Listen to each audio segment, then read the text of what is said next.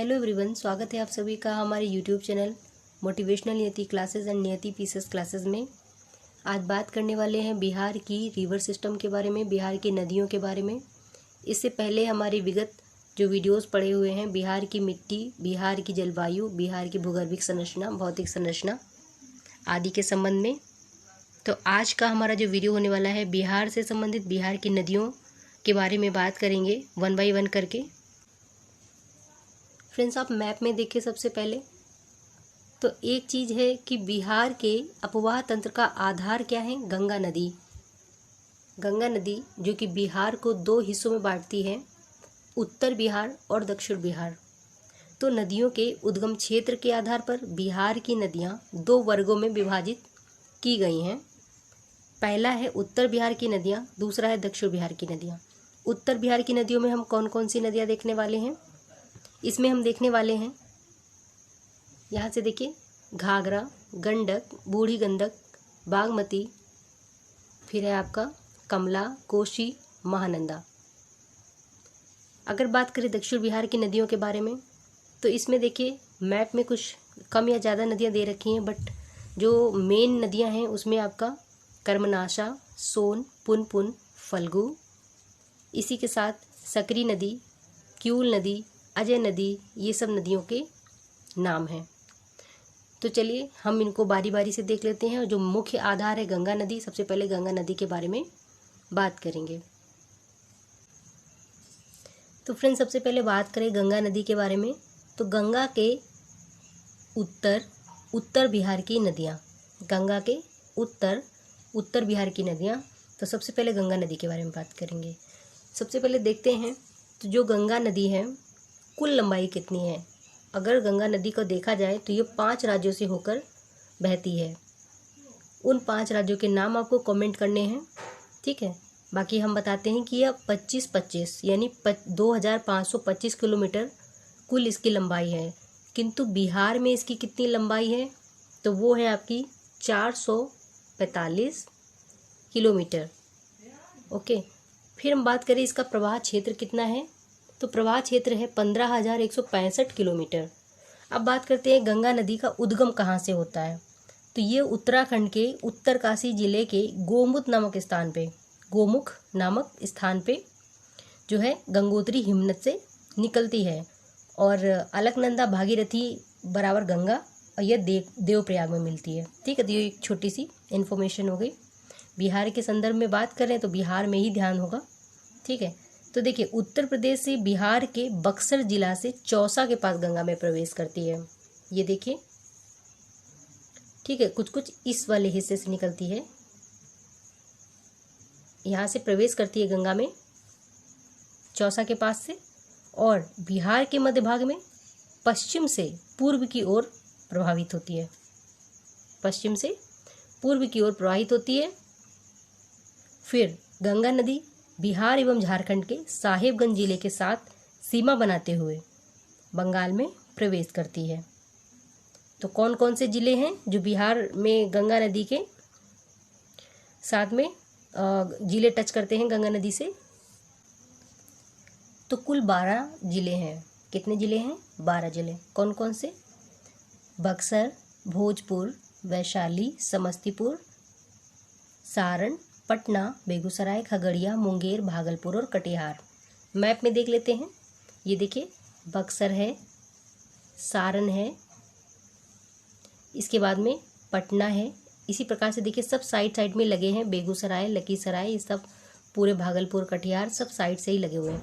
कुल 12 जिलों से होकर गुजरती है। तो सहायक नदियाँ देख लेते हैं जो गंगा नदी की हैं।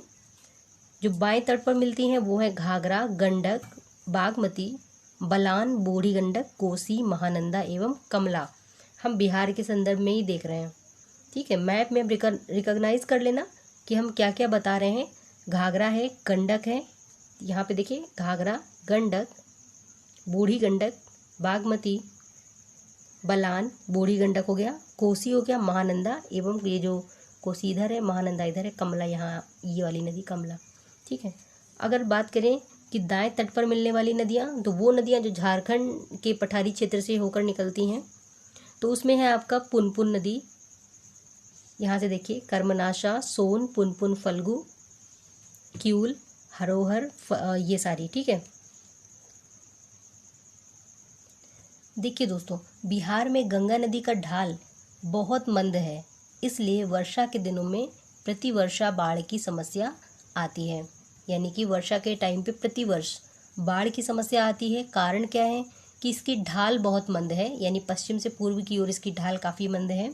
तो सबसे पहले बिहार क्षेत्र में गंगा में सोन नदी दानापुर से 10 किलोमीटर पश्चिम में मनेर के पास आकर गंगा में मिलती है सबसे पहले। और गंगा नदी यातायात एवं व्यापार के लिए उत्तम साधन है, ठीक है। बात करते हैं गंडक नदी के बारे में। सबसे पहले गंडक नदी को देखते हैं। तो यहाँ पे गंगा के बाद गंडक आती है। तो देखिए गंडक नदी का उद्गम कहाँ से है? अन्नपूर्णा श्रेणी के मानपोट तथा कुटान के मध्य से।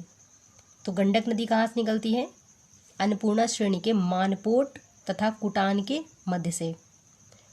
वाल्मीकि नगर यानी कि पश्चिमी चंपारण ये हिस्सा है, से बिहार की सीमा में प्रवेश करते हुए चंपारण, सारण, मुजफ्फरपुर जिले से होकर प्रवाहित होती है। फिर संगम कहाँ है? हाजीपुर के निकट ये गंगा नदी में मिल जाती है। प्रश्न बनेगा कि गंडक नदी गंगा में कहाँ पे मिलती है? तो यह हाजीपुर के निकट गंगा से मिल जाती है। ये वाला देख रहे हैं आप। फिर बात करते हैं यूपी बिहार की सीमा रेखा 120 किलोमीटर निर्धारित करती है गंडक नदी। फिर काली गंडक, सालिग्रामी, सदानीरा, सप्तगंडकी, नारायणी आदि इसके नाम हैं। सारण और मुजफ्फरपुर की सीमा निर्धारित करते हुए सारण और मुजफ्फरपुर ये सोनपुर और हाजीपुर के मध्य से गुजरती है और पटना के सामने आकर गंगा में मिल जाती है। और इसी संगम पर कहाँ पे? सोन नदी और गंगा के संगम पर विश्व प्रसिद्ध हरिहर क्षेत्र का मेला लगता है। तो उसी को क्या कहते हैं? सोनपुर पशु मेला प्रत्येक वर्ष ये आयोजित होता है। तो गंडक को नेपाल में गंडक, नारायणी, गंडकी के नाम से जानते हैं और बिहार में बाढ़ के लिए ये जानी जाती है। मतलब पहले जानी जाती थी, लेकिन वाल्मीकि नगर में बांध बन गया, डैम बन गया, उसके निर्माण से इस पे बाढ़ में कंट्रोल हो गया है। अब हम बात करते हैं तीसरी नदी की, घाघरा नदी की। तो घाघरा नदी के बारे में अगर बात करें, हमारी अगली रिवर है घाघरा नदी। तो घाघरा की कुल लंबाई है 1080 किलोमीटर और बिहार में इसकी लंबाई देखते हैं तो वो है 83 किलोमीटर, ठीक है। बिहार में घाघरा नदी की लंबाई है 83 किलोमीटर। तो घाघरा नदी का उद्गम कहाँ से होता है? ये होता है तिब्बत में आपका मापचा चुंगो हिल, ठीक है, मापचा चुंगो हिल। और इसमें जो है गुड़ला मंदाता चोटी के पास, यानी कि मापचा चुंगो हिल जो है और उसी को गुड़ला मंदाता चोटी भी कहते हैं, उसके पास से इसका उद्गम होता है घाघरा नदी का। संगम गंगा नदी पे होता है छपरा के पास। घाघरा का संगम छपरा के पास होता है गंगा नदी में, ठीक है। और यूपी में सरयू के नाम से जानते हैं इसको। अयोध्या सरयू नदी के ही किनारे स्थित है। यूपी बिहार की सीमा का निर्धारण करते हुए सारण जिले में छपरा के निकट गंगा नदी में ये मिल जाती है। ये है छपरा, ये है, ठीक है, यहाँ पे गंगा में मिल जाती है। और इसको दो नामों से और जाना जाता है, लखनदेई और करनाली। लखनदेई और करनाली के नाम से घाघरा नदी को जाना जाता है। अब बात करते हैं बूढ़ी गंडक नदी के बारे में। तो बूढ़ी गंडक नदी मैप में ये है, ठीक है। अब बात करते हैं इसकी कुल लंबाई है 320 किलोमीटर, लेकिन बिहार में इसकी लंबाई कितनी? उसकी भी 320 किलोमीटर ही है, ठीक है। उद्गम कहाँ से है? तो सोमेश्वर की पहाड़ियों से चौतरवा या चौतरवा चौर से उद्गम, यहाँ से सोमेश्वर की पहाड़ी चौतरवा से। और संगम जो है गंगा नदी में कहाँ पर होता है? तो खगड़िया या मुंगेर, थोड़ा सा कन्फ्यूजन है दोनों में, खगड़िया और मुंगेर में से कोई एक होगा, ठीक है। कोई खगड़िया कहीं पे दिखा रहा है तो कहीं पे मुंगेर दिखा रहा है, आप थोड़ा बताइएगा कमेंट करके। फिर बात करते हैं उत्तरी बिहार को 2 भागों में। उत्तरी बिहार एवं मैदान में ये बांटती है बूढ़ी गंडक, और हिमालय से आने वाली गंगा की सहायक नदियों में सबसे लंबी है ये बूढ़ी गंडक, जिसका प्रवाह क्षेत्र कितना है 9601 वर्ग किलोमीटर। उत्तर बिहार की सबसे तीव्र प्रवाह वाली नदी है ये, और उत्तर पश्चिम दक्षिण पूर्व की ओर प्रवाहित होती है। प्रमुख सहायक नदी कौन सी? बागमती। बागमती जो है, ये वाली नदी जो है इसकी सहायक नदी है। और अन्य नदियां हैं मसान, हरहरा, सिकटा, कोहरा, पंडई, तिलावे, धनवती, अंजानकोटे आदि। बात करते हैं बागमती नदी की। तो बागमती नदी मैप में देखिए ये रही, ठीक है। तो बागमती की लंबाई है 597 किलोमीटर, लेकिन बिहार में इसकी जो लंबाई है वो है 394। उद्गम महाभारत श्रेणी से है इसका, नेपाल से, और संगम है लाल बकेया नदी देवापुर पे, ठीक है। नेपाल की सबसे पवित्र नदी है बागमती, ठीक है। बागमती जो है नेपाल की सबसे पवित्र नदी है। और बागमती नदी के तट पर काठमांडू एवं पशुपतिनाथ मंदिर स्थित हैं। बिहार में जो है सीतामढ़ी जिले में यह प्रवेश करती है, ठीक है। और यह नदी बेगूसराय में बूढ़ी गंडक नदी से मिल जाती है। तो बागमती की सहायक नदियां हैं लाल बकेया, छोटी बागमती, जमुने, सिपरी, मनोहरा, कोला, वीरानुमती आदि। अब बात करेंगे कमला नदी की। तो इसकी कमला नदी की जो लोकेशन है मैप में देखिए, और इसका जो है लंबाई कितना है टोटल 328 किलोमीटर, और बिहार में लंबाई कितनी है तो 120 किलोमीटर। उद्गम कहाँ से है कमला नदी का? तो ये नेपाल में हिमालय की महाभारत श्रेणी से हुआ है इसका उद्गम, और नेपाल के तराई क्षेत्र में प्रवाहित होती है, और होते होते ये जयनगर मधुबनी जिला से बिहार में प्रवेश करती है। जयनगर, ठीक है। ये उद्गम और जहाँ पे मिलती है प्रवेश करती है वो चीज़ें आपको याद करनी होंगी। तो मिथिला क्षेत्र में गंगा के समान ये पवित्र मानी जाती है। वहाँ पे कमला नदी को मिथिला क्षेत्र में पवित्र माना जाता है गंगा के समान। सहायक नदी कौन सी मिथिला की? सोनी, ढौरी, बलान, त्रिशूला आदि।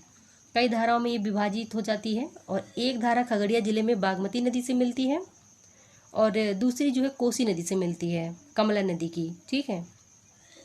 फिर बात करते हैं अपवाह क्षेत्र 4488 वर्ग किलोमीटर है इसका, ठीक है। अब हम बात कर लेते हैं कोसी नदी के बारे में, जो कि जस्ट इसके साइड में है। ये रही कोसी नदी। तो कुल लंबाई है 720 या 730 किलोमीटर, थोड़ा अलग अलग आंकड़ा दिया है किताबों में। बिहार में इसका जो लंबाई है वो 260 किलोमीटर कोसी नदी का। अपवाह क्षेत्र 11,410 वर्ग किलोमीटर है, और उद्गम स्थल कहाँ से? नेपाल और तिब्बत की सीमा रेखा पर स्थित है गोसाई स्थान की चोटी, वहाँ से निकलती है ये कोसी। कहाँ से? गोसाई स्थान की चोटी से। ऋग्वेद में इसका नाम है कौशिकी। नेपाल में सप्तकोशी के नाम से ये जानी जाती है। कोसी की सहायक नदियाँ हैं अरुण, तामूर, सुन कोसी, लिच्छू कोसी, इंद्रावती, दूध कोसी, तामा कोसी आदि। कोसी की मुख्य धारा अरुण और सुन कोसी तिब्बत क्षेत्र से निकलते हैं। भीमनगर यानी कि सुपौल जिला, ठीक है, ये है सुपौल। तो भीमनगर जो है के निकट ये बिहार की सीमा में प्रवेश करती है। कोसी जो है भीमनगर के निकट, कहाँ? सुपौल जिला में, ये बिहार में प्रवेश करती है। और कुर्सेला यानी कटिहार के निकट गंगा नदी में मिलने से पहले यह डेल्टा का निर्माण करती है। मात्र कोसी ही एक ऐसी नदी है जो डेल्टा का निर्माण करती है, ठीक है। इन नदियों में टोटल जो बिहार में नदियां हैं। अब बात करते हैं कोसी नदी को अपने मार्ग परिवर्तन तथा बाढ़ लाने के कारण बिहार का शोक कहा जाता है। यह नदी पिछले 200 वर्षों में पूर्व से पश्चिम की ओर 150 किलोमीटर क्या हो गई है? स्थानांतरित हो गई है, ठीक है। मतलब इस साइड में ऐसे करके आ चुकी है, स्थानांतरित हो चुकी है। बात करते हैं महानंदा नदी के बारे में। ये रही महानंदा नदी। तो महानंदा नदी जो है, टोटल जो इसकी लंबाई है 360 किलोमीटर है, लेकिन बिहार में ये 324 किलोमीटर है। और उद्गम स्थल पश्चिम बंगाल के दार्जिलिंग जिले की माँ हल्दीराम पहाड़ी से होता है। यानी महानंदा नदी का जो उद्गम है पश्चिम बंगाल के दार्जिलिंग जिले की हल्दी राम पहाड़ी से होता है। तो नौका घाट के समीप इसमें बलासोन नदी मिलने के बाद में ये भारत एवं बांग्लादेश की सीमा बनाते हुए पश्चिम बंगाल यानी उत्तर दिनाजपुर जिला से बिहार के किशनगंज जिले में प्रवेश करती है। और सहायक नदी है इसकी मेची नदी।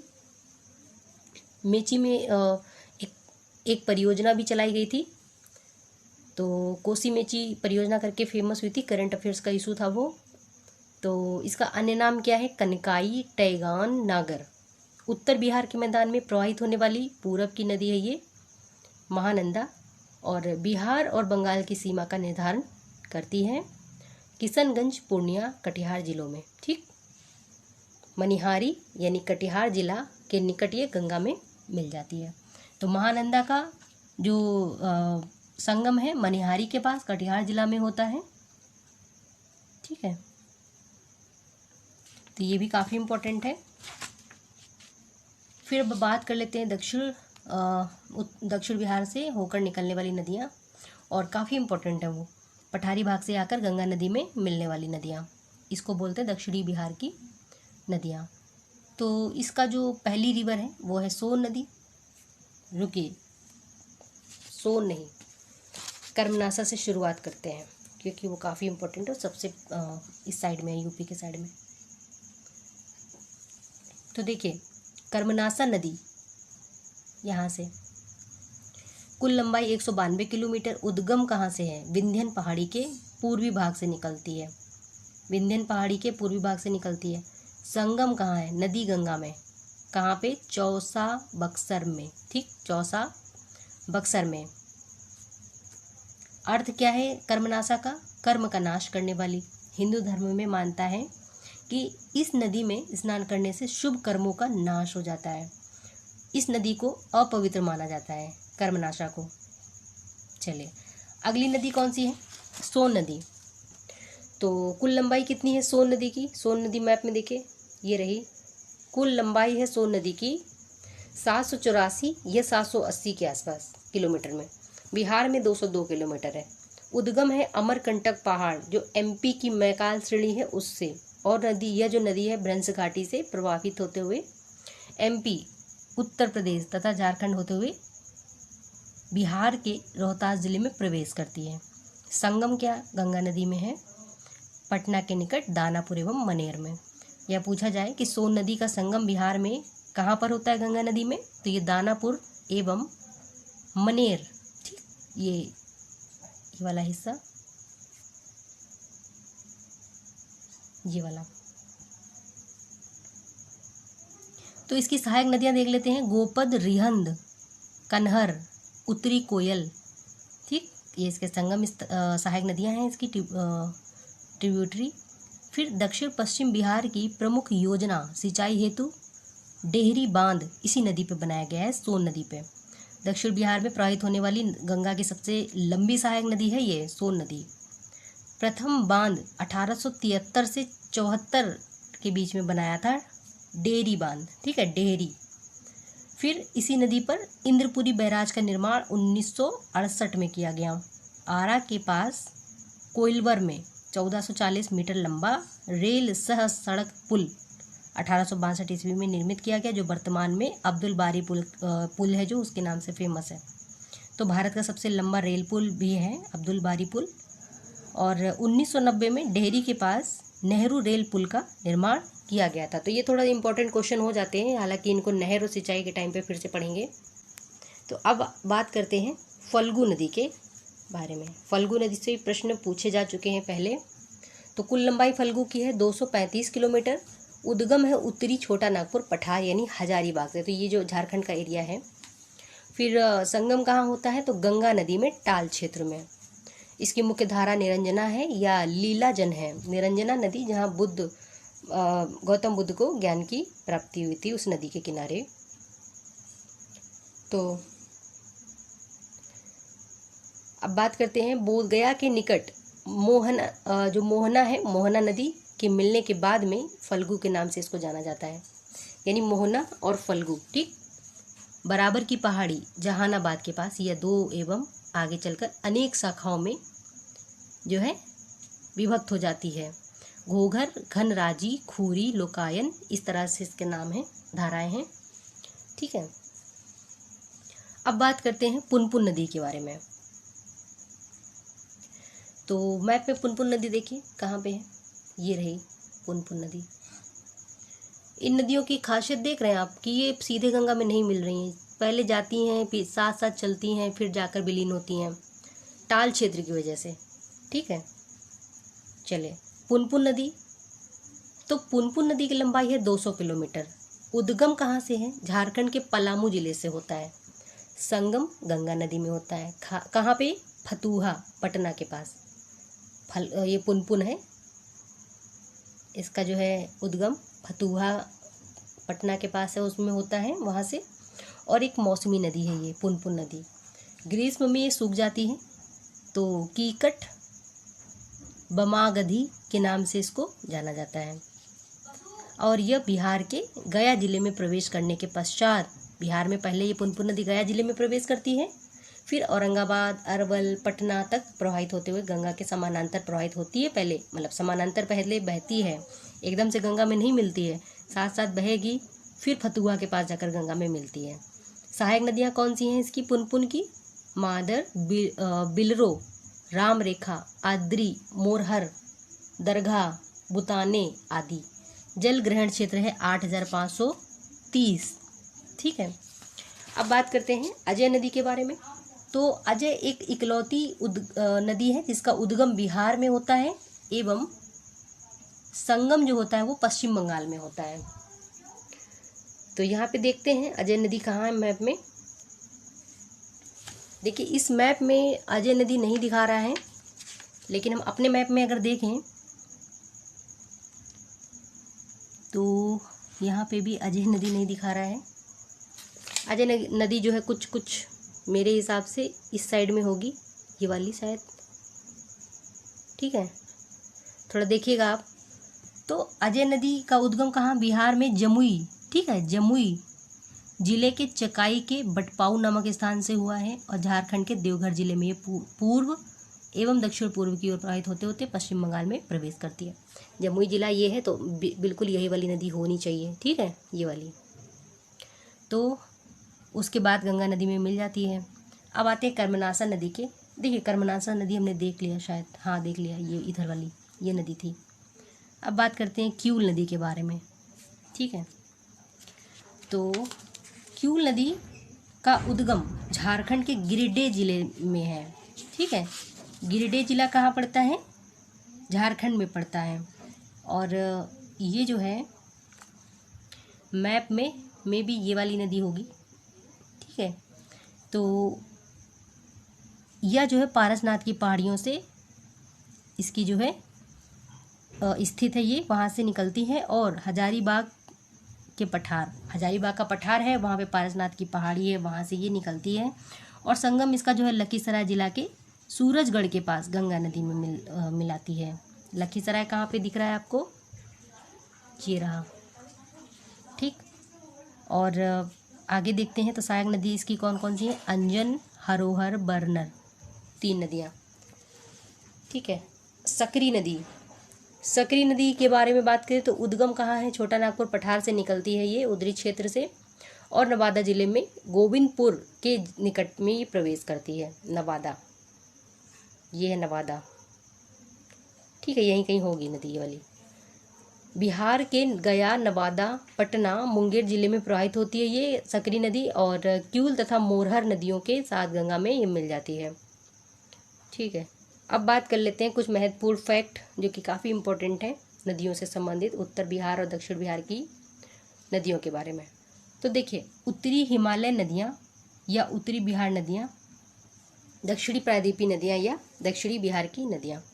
तो देखिए उत्तरी से आकर मिल रही हैं, ऊपर से आकर जो मिल रही हैं, ठीक है, ये वाली, तो हिमालय के ऊंचे पर्वतों हिमानियों से इनकी उत्पत्ति होती है।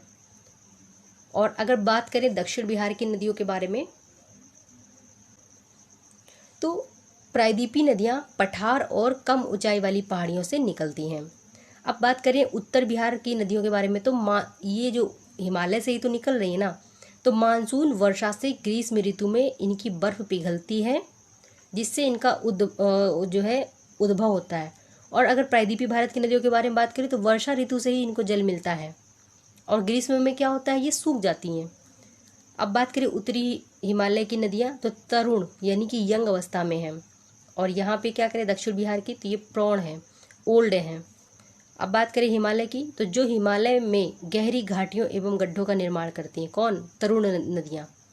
लेकिन जो प्रायद्वीपीय नदियाँ हैं तो ये प्रौढ़ हैं, ओल्ड हैं, तो खुली छिछली घाटियों में ये प्रवाहित होती हैं और अपने आधार तल को प्राप्त करती हैं। फिर ये जो हिमालयी नदियाँ हैं अपर्दन मार्ग परिवर्तन करती हैं एवं विसर्पण बनाती हैं, और मार्ग लंबा होता है, इस कारण डेल्टा एवं दलदली भूमि एवं गोखुर झीलों का निर्माण करती है। लहर ये ऐसे बल खाती हुई चलती हैं, जिसकी वजह से थोड़ा सा गोखुर जैसे ये बनते चले जाते हैं, विसर्प कहलाते हैं, ठीक है। लेकिन यहाँ की जो प्रायद्वीपीय भारत की नदियाँ होती हैं, बिहार की सॉरी, तो इनका क्या होता है कि ये सीधी चलती हैं, इनका मार्ग जो होता है स्थायी होता है, और घाटियाँ बनाती हैं, बस गोखुर झीलें नहीं बनाती हैं। बात करें ये उत्तरी बिहार की नदियों के बारे में, तो जलोढ़ मैदानी क्षेत्रों से ये गुजरती हैं, जिसमें भौम तल जो जल होता है भौम का कि विशाल भंडार पाए जाते हैं। किंतु ये प्रायद्वीपीय नदियाँ जो होती हैं ये कठोर एवं अप्रवेश्य होती हैं, चट्टानों से गुजरती हैं। भूगर्भ जल जो होता है सीमित होता है, क्योंकि वहाँ पे कठोर जो होता है चट्टानें होती हैं। तो इसी के साथ में हमारा ये वीडियो कंप्लीट हुआ। हमारा अगला टॉपिक क्या होगा हम आपको उसी समय बताएंगे। हालांकि हमारे कुछ जलप्रपात, गर्म जलकुंड जो कि बिहार में पूछे जाते हैं, काफ़ी इंपॉर्टेंट हैं, और नहरें, ये सब बचे हुए हैं, सब बारी बारी से कवर। चैनल को सब्सक्राइब करें, दोस्तों तक शेयर करें, और अपना प्यार बनाए रखें। आप लोग के लिए मेहनत कर रहे हैं, थोड़ा ध्यान रखें और पढ़ाई करते रहें, वीडियो को पूरा सुनें। मिलते हैं अगले वीडियो में अगली अपडेट के साथ, तब तक के लिए जय हिंद, शुभ रात्रि।